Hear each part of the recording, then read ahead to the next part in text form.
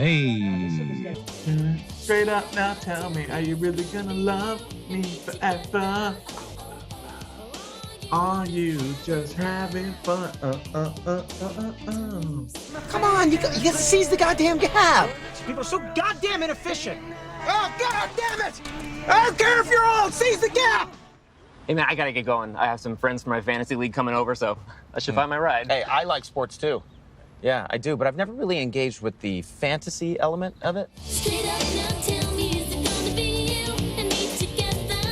Or are you just having fun? You know what, John? Cancel your ride. I'll drive you to your fantasy. Thanks, man. Yeah. Huh. And daily fantasy makes every game matter.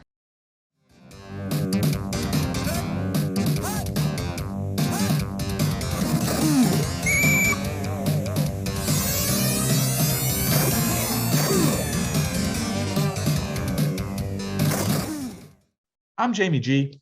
This is Magnum Mills, and this is the Week 15 injury report. Let's start off with quarterback position. Magnum Mills, who we got on this? At the quarterback position, you have Lamar Jackson for the Baltimore Ravens. Coach Jim Harbaugh has said that it's a regular ankle sprain, not a high ankle sprain. Lamar Jackson is supposed to play this week. I am a bit skeptical, and I think if he plays, he will be limited. But you definitely have to keep an eye on the situation. And I think there is a chance that he misses not only this week, but multiple games. So again, close eye on the situation. My guy, I love him so much, and I have more respect for him now than I ever have. Josh Allen, he toughed out the Bills' overtime loss to the refs. I mean the Bucks.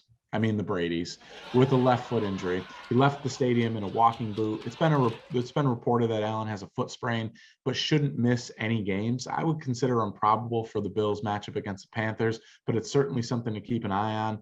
The guy's just tough as nails, man. I just fucking love the guy. Okay. That's what she Moving said. on here, we have Aaron Rodgers, he's just always going to be in the news. It's his toe. It's his goddamn pinky toe. He can't seem to figure it out. He said he suffered a setback. I don't think he's going to miss any time. I think he's being a bit of a drama queen here, but still, you have to at least consider the possibility he misses. Jordan Love is on the COVID list, as we'll discuss later, but it's entirely possible that he's back this week in case Rodgers misses. You want a toe? Get your toe by 3:00 with polish. Amateurs. Someone else. Where the fuck are they going to get? You want a toe? I can get you a toe. Believe me. There are ways, dude. You don't want to know about it, believe me. Yeah, but Walter. Hell, I can get you a toe by 3:00 this afternoon with nail polish. It's fucking amateur. Walter. Taylor Heineke is back on the injury report this week. The Heineken injured his left knee in the football team's loss to the Cowboys and did not return. It does not appear to be a super duper serious injury, but consider him questionable until we get a further update later this week. Danny trips, Danny falls, Danny goes bye-bye. Danny Jones missed another game with a neck injury and has still not been cleared for contact. I consider him doubtful here for week 15 and possibly for the rest of the season, given the situation with the New York Giants. And so we'll move on to running back here. Right up front here, we have Austin Eckler. He's a fantasy football superstar. He left Sunday's victory over the Giants with a left ankle injury. The game was a blowout. Head coach Brandon Staley told reporters that Eckler was fine, and he would have been able to return the game if necessary. He's been kind of on and off the injury report this year with an ankle injury, so there's a little bit of worry that he re-aggravated something. I think he plays in week 15. I'd consider him questionable, but the Chargers are on a short week because they play Thursday Night Football against the Chiefs. So at least keep an eye on it. And if you're worried, I would say in fantasy football leagues, pick up Justin Jackson, which you will hear us talk about later on the ads portion of the program. Kareem Hunt of Cleveland Browns, Cahunt as we refer to him, has just recently returned from IR and suffered a left ankle injury in the Browns' win against the Ravens this past Sunday. Initially, head coach Kevin Stefanski indicated that Cahunt could have returned to the game. However, on Monday, he conceded that Cahunt would miss week 15 and possibly more.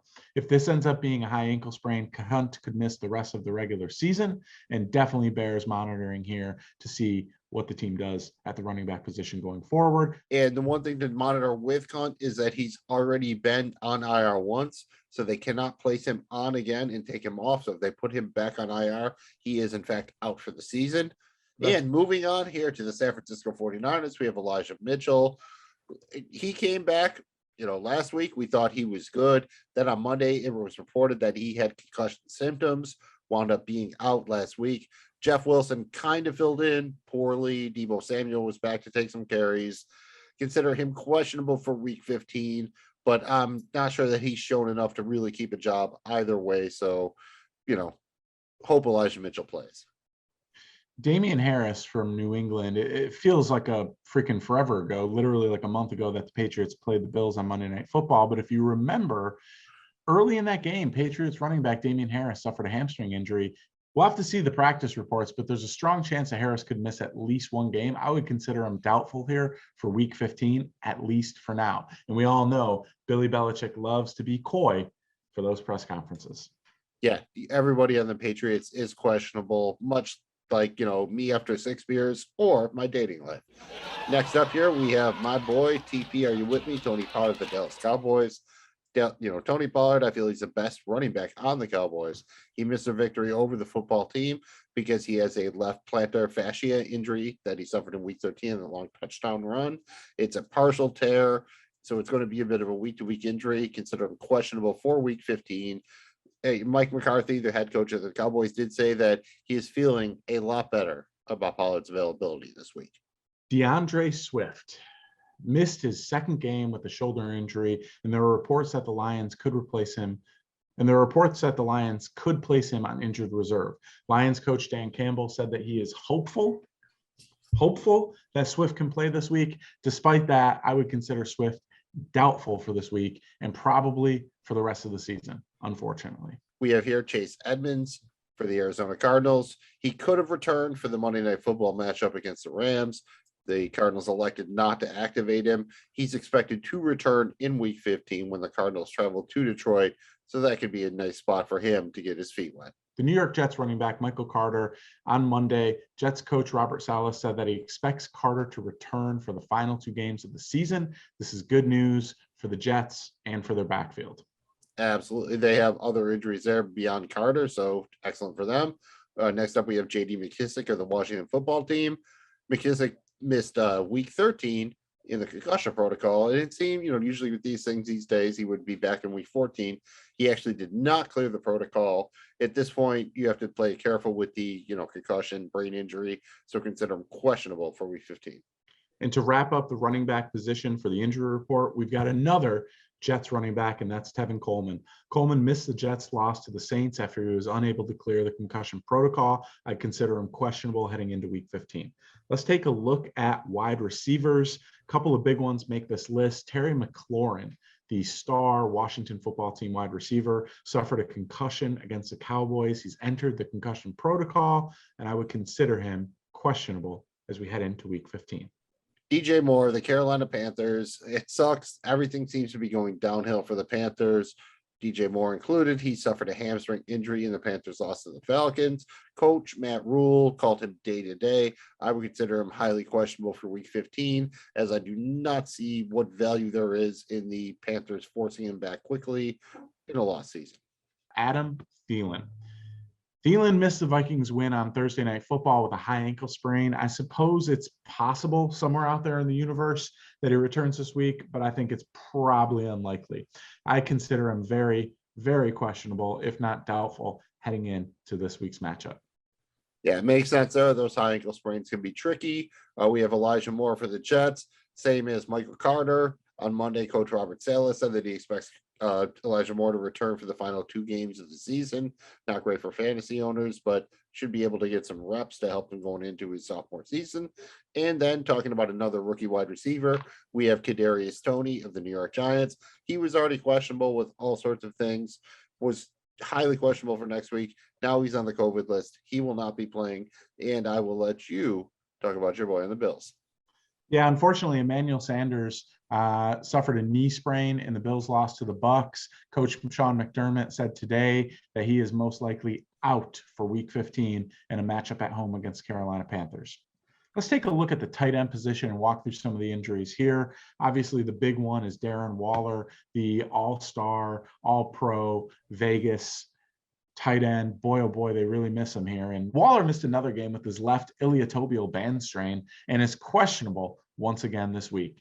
Given that this is a rare injury for an NFL player, it's really difficult to predict when Waller will return. Not great news for Vegas when they desperately need a playmaker on offense.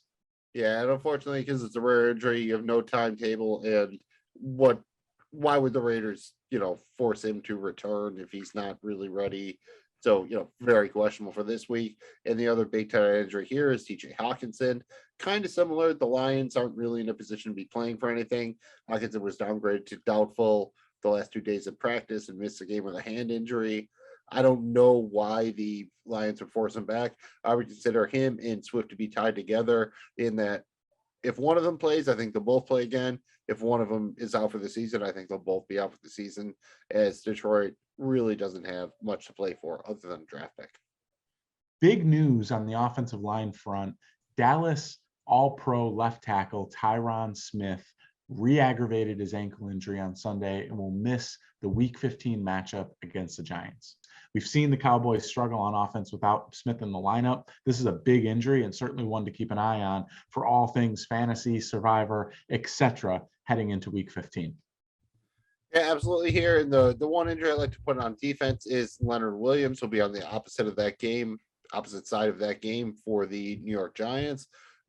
He suffered an elbow injury in Week 14. He's at least going to miss that Week 15 matchup with the Cowboys and could very well be out for the rest of the season. Not great, Bob, for a Giants team that seems to be spiraling down the drain. That brings us to, this sucks. We have to do the COVID stuff. And this week, it's really bad. There are a lot of guys who just went on the COVID list.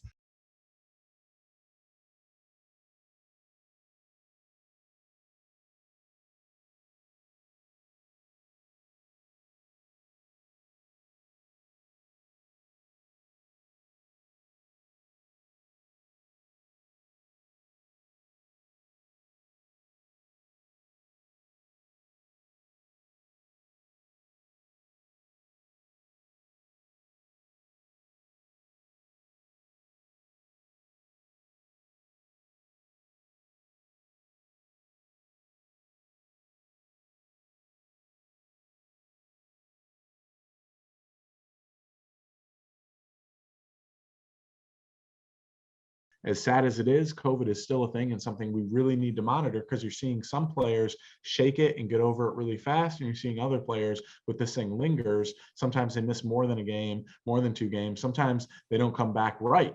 And so this is something that we'll continue to keep an eye on right here on the injury report card on the Joe Blow Football Show, because we're being efficient. We're seizing the gap, giving you everything you need from a fantasy football standpoint. Yeah, and that's excellent. And now that we've done the injuries, we're going to move right on to the free agent ads for Week 15 here. Check my ads. All right, and we're going to start at the quarterback position right off the top here. We have a priority ad. Somebody gotta be there when it gets ugly. Somebody gotta be there when it gets bloody. Somebody got to get their hands dirty. We said it last week. Tua Tagovailoa for the Miami Dolphins. He's playing the Jets at home this week, coming off of a bye. I don't know how much harder I need to sell it. That's what but she he also said. has pretty good matchups for the rest of the playoff schedule against the Saints and the Titans. Again, if you've been streaming the position, you have an injury at the quarterback position, whatever, I'd spend 10 to 15% of my remaining fab onto it, especially if you need to start it for this week. We have another priority ad in Taysom Hill. Somebody gotta be there when it gets ugly. Somebody gotta be there when it gets bloody. Somebody got to get their hands dirty. The New Orleans Saints quarterback / running back / receiver / weapon Rich guy / rich guy. /rich guy. Yeah, 40 million minimum / rich guy. Somehow Hill is still out there in a slim majority of leagues. The injury to his finger is troubling, but his rushing ability is why we like him, not his passing ability. He doesn't get to play the Jets again this week, unfortunately, but there should be plenty of GTP against the Bucs in Week 15. Garbage time production, baby. It matters. He then finishes with 2 home games, one against the Dolphins, one against the Panthers team that could be playing, I don't know, just second, third, fourth, fifth stringers, who knows what.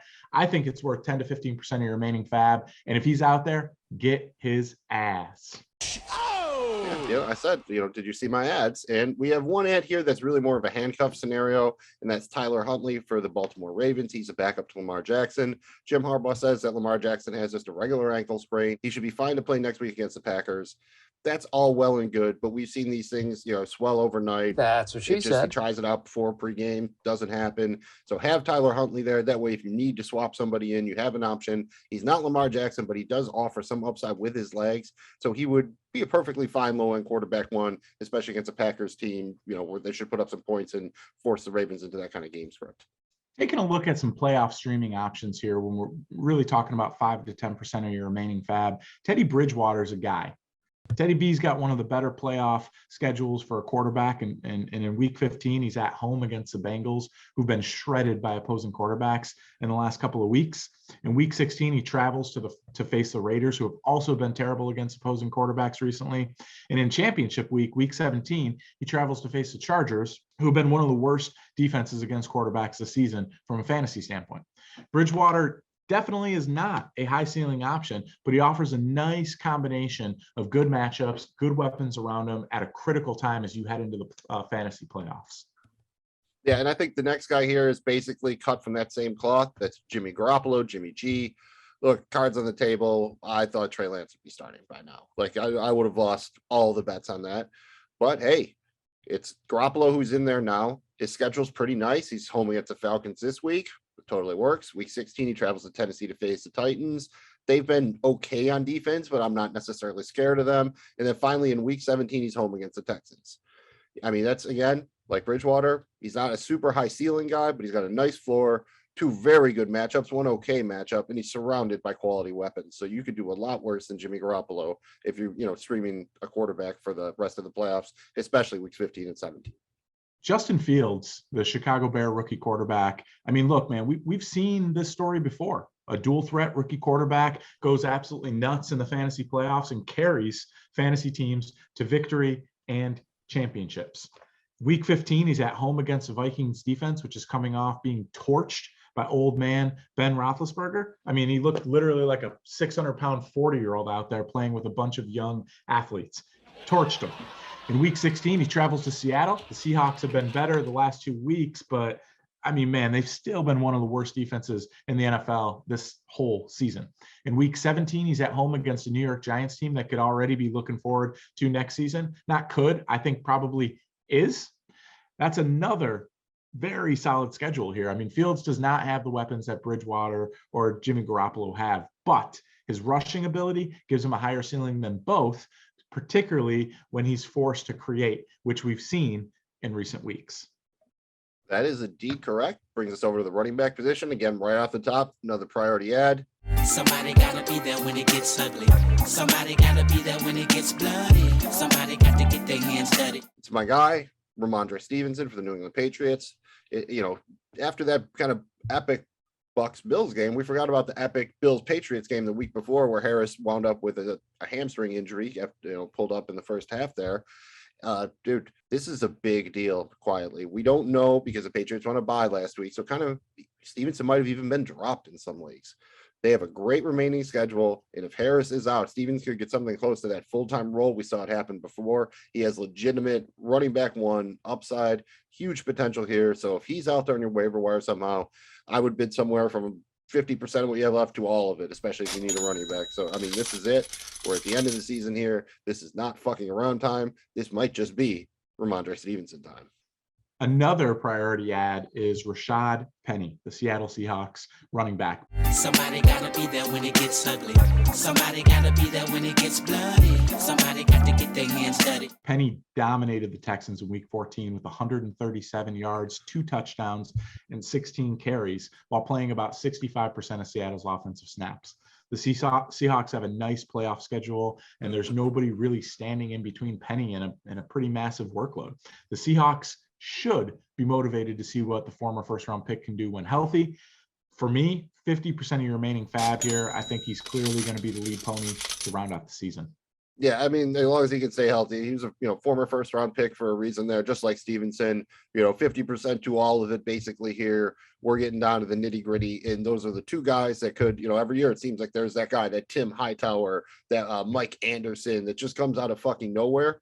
One of these guys really fit that mold, so they're the highest priority ads here. We can also be adding D'Ernest Johnson from the Cleveland Browns, Kareem Hunt.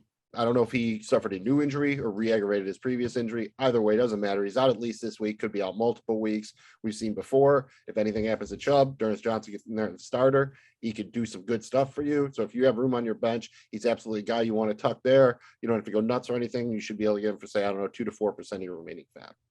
And then another ad is the Detroit Lions running back Craig Reynolds. Now, Craig didn't find Smokey for the long-awaited Friday sequel, but he did, however, find his way to 11 carries for 83 yards against a good Denver Broncos defense. So despite the fact that the Lions traded up in the draft for Jamar Jefferson, they seem content to see what they have in the 25-year-old undrafted rookie running back, Craig Reynolds. At this point in the season, you at least have to consider any running back with a chance of getting some real work, regardless of the team they're on. 2 to 4% of your remaining FAB here. That brings us to the best of the rest. They're not great, but they're worth 1 to 3% of your remaining FAB. Most of these guys we've talked about before here. You have Royce Freeman for the Houston Texans. He's on this list basically because they're having a COVID outbreak of their own over there. Justin Jackson of the Los Angeles Chargers. He's on here just in case Austin Eckler's injury lingers like the Cranberries. Mike Davis of the Atlanta Falcons. Davis was kind of hot during draft season, been dropped in a lot of leagues. He's kind of regained a little bit of a role behind Cordero Patterson. The Falcons don't have a lot else. So again, he's just, back of the drawer running back 3, if nothing else. But hey, sometimes you need that. For the Eagles, we have Kenneth Gainwell and Boston Scott. We don't know what the status of Miles Sanders is this week, nor that of Jordan Howard. Again, you want whoever the Eagles starting running back is, maybe even the top 2 guys if it's just a 2-man running back by committee. So keep an eye on both of those guys. And then another 2-man spot here, you have Ty Johnson, Tevin Coleman of the New York Jets. We don't know if Coleman will clear the concussion protocol this week. We talked about it in the injury report. Again, it's not Jets running backs, dude, but hey, you got to do what you got to do. You have to start at least 2 of them in most leagues. Jeff Wilson of the San Francisco 49ers. Again, got his kind of second start, has done nothing to light the world on fire, but seems definitely ahead to Jermichael Hasty. So, if Elijah Mitchell misses more time, they're playing the Falcons this week. Then finally here we have Samaje Perine of the Cincinnati Bengals. He's the pure Joe Mixon handcuff. Last week, Mixon was a little questionable. It was a non-COVID illness thing, so it should not linger like the Cranberries. But just in case, we've seen the Bengals really do want to run the ball. They have that explosive offense. You want their starting running back. So Perine is exactly the kind of guy you want on your bench at this time of the year. You don't need a 7th wide receiver or whatever. That takes us to wide receivers. And right off the bat here, we're adding KJ Osborne from Minnesota. And as long as Adam Thielen is out, Osborne is a viable fantasy wide receiver 3. He is really a deep threat, so there is a bit of a Bob option here, boom or bust. But at this point in the season, I really think you're more interested in ceiling rather than floor. He's got a nice matchup this week at Chicago on Monday Night Football. I think it's worth 4 to 8% of your remaining FAB. Sounds about right. I managed to start him in 1 league this week. Worked out pretty well. I was a little worried. He got that long touchdown, came through for me. Another guy we have talked about before, but I think it's worth mentioning is Russell Gage. He's been more consistent recently. His last 3 games, he's had at least 6 targets and 60-yard receiving or more. Again, a high floor guy, but especially if you're in a league where you have to start 3-4 wide receivers, PPR league like that, you can do worse as your 3rd, 4th wide receiver. The Falcons are generally going to be a positive game script, playing from behind, having to throw the ball. So if he's out there again, 4 to 8% of your remaining FAB, you're probably not going to find a lot better options at wide receiver the rest of the way out here. And then lastly, we're going to add Rashad Bateman. That's right. Bateman finally had the breakout game we were all waiting for. Of course, naturally, because it's fantasy, it came after weeks of declining snap shares in a game where Tyler Huntley was the guy throwing the passes. However, to me, this seems like one of those situations where the backup quarterback looked to a receiver where he had the most experience practicing and throwing to. And in this case, that was Rashad Bateman. Even if Jackson's back, the Ravens coaches had to have liked what they saw from the rookie, which hopefully leads to a bigger role and more snap shares down the stretch. 4 to 8% of your remaining FAB here is appropriate for Rashad Bateman. All right, and put on your headband, go to the beach with Miyagi. We're going to see the best of the rest here. Donovan Peoples-Jones, cool name. plays wide receiver for the Cleveland Browns. They've been a bit of a mess, but he is like a giant version of Deshaun Jackson. Kind of, he's not going to get a lot of targets, but he can make them count. He's a big red zone threat, can break off a long touchdown. Robbie Anderson for the Panthers. He's been dropped in a lot of leagues. DJ Moore is mildly questionable this week, and we've seen Anderson have a little bit bigger role recently. That might be one of the changes they made coming out of the bye. Again, they're a team that could be playing from behind a lot, so there's stuff to like there. For the Lions, you have Amon-Ra St. Brown, Josh Reynolds. Again, Lions are going to be behind, have to throw the ball. Probably not a lot of touchdown equity, but they could rack up some volume, get you that 6 catches for 60 yards, 12 points in a PPR league. For the Texans, we have Nico Collins. We've seen the Texans start to make that transition to playing their young guys and, who give them the best chance to win and also the best chance of picking higher in each round of the draft. I like him as a prospect, so he's out there. He could be worth a little bit if they force him the ball. For the Packers, we have Marquez Valdez-Scantling, Allen Lazard. Generally, in most weeks, one of them will have a good fantasy week. Good luck picking which one. But again, if you want to pick a wild card, best to go with the best quarterback, and going with Aaron Rodgers is a lot better than going with, say, whoever's throwing the ball to Sterling Shepard, who's perfectly fine as the lead target hog for the Giants. But it's the Giants, and those targets might still be coming from Mike Glennon, out there in Buffalo. I just bring up Gabe Davis one more time. Looks like Emmanuel Sanders is going to miss at least 1 week. Davis has seen his snapshots on the rise. I believe he scored a touchdown 2 straight games. Good guy to keep an eye on. Again, he's hooked up with a good offense. And other than the remaining matchup against the Patriots, the Bills have solid matchups. Finally, last guy here is on those Patriots. Might have forgot about him because he was on a bye. You don't want to lose your identity on a bye, so you have to remember the Bourne identity. And that's Kendrick Bourne of the Patriots, who will be back in action this week. Now let's take a look at week 15 streaming options for the tight end position. Most of these guys are going to be worth typically 2 to 4% of your remaining FAB. We're going to start off with Tyler Conklin, my guy up in Minnesota. And again, as long as Adam Thielen is out, Conklin is the number 2 red zone option in the passing game. With a game at Chicago on tap, Monday Night Football, you could do worse if you're streaming the tight end position here. Yep, and so I might as well, you got Conklin, your guy, I'll get my guy, Gerald Everett. I could probably put him in here every week because he's not a guy you're ever going to feel great about. He had kind of a horrific game 2 weeks ago. He redeemed himself somewhat, got both of his targets for 15 yards and a touchdown against the Texans. That's kind of who he is. Don't expect a lot of catches and yards, but he's a decent chance to get some red zone targets, especially because the Seahawks don't seem inclined to throw the ball to DK Metcalf for one reason or another. Yeah, so we're going to move down and we're going to do some defenses here. We don't do kickers, but we already do 9 guys on a different thing. So we're just not going to do kickers here. Just pick one. If you can find the one with the best weather, pick one. It's a fucking kicker, dude. I wish we had better, smarter people who've tried and failed to figure out how to do the kicker. So we're going to talk about something we can predict a little bit better. That's defenses. We're going to give you some options for this week and some playoff long options. We're going to start with the week 15 streaming options. Again, because you're getting down to it, I'll spend a little bit more on these. I'll spend maybe 4 to 6% of my remaining FAB on these 2 teams. First up here, we have the Houston Texans defense. Why would I play them? Playing the Jaguars. And I mean, this is a point where the Jaguars might actively be rebelling against their coach. It's fucking bad down there in Jacksonville, dude. And Houston is still trying to play for better or worse. They played hard against the Seahawks, so they're available in your league pretty much. So there's one that if you fall down to it, whatever. The Jags were shut out last week. Would it really surprise you if they just didn't score for the rest of the season at this point? I mean, so going against the Jags is good, even if it is with the Houston Texans defense. Another one is Minnesota taking on Chicago. Justin Fields has great fantasy upside as a quarterback and for opposing defenses, but Fields is among the most sacked quarterbacks in the league and is prone to the usual rookie mistakes.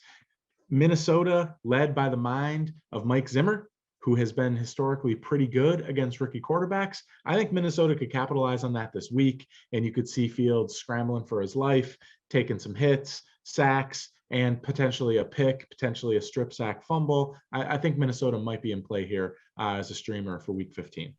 Yeah, not the greatest defense, but targeting rookie quarterbacks on bad teams who, are kind of incentivized to lose. Solid strategy. And now we'll look at 2 defenses that you could use potentially for the rest of the playoffs. That's week 15 through week 17. I would spend a little more on these, say somewhere between 8 to 12% of your remaining FAB. First up here, we have the San Francisco 49ers. Their remaining schedule is at home versus the Falcons, at the Titans, at home versus the Texans. I mean, that week 16 matchup at the Titans is the worst one. And I mean, is the Titans offense really scaring you. I mean, their defense is okay. Whatever. You could probably find another team if you needed to for there, but the matchups versus Atlanta and Houston at home are incredibly good. Lot to like there. The 49ers defense has played pretty well recently. So there, if I had to pick one team that might be out there to use all 3 weeks, they would be it. Another one worth considering here for me is the Seattle Seahawks. I know, the Seattle Seahawks. Hear me out. The remaining schedule is at LA facing the LA Rams, home against Chicago, and home against Detroit. The Rams aren't the daunting matchup that they were earlier in the season in the first 7 or 8 weeks. Combine that with the recent improvement of the Seahawks defense and matchups at home late in the year against the Bears with a rookie quarterback and the Lions with Jared Goff. Seattle is looking like one of the better defensive and special teams here to own as we enter the fantasy playoffs. I like these matchups, Mills.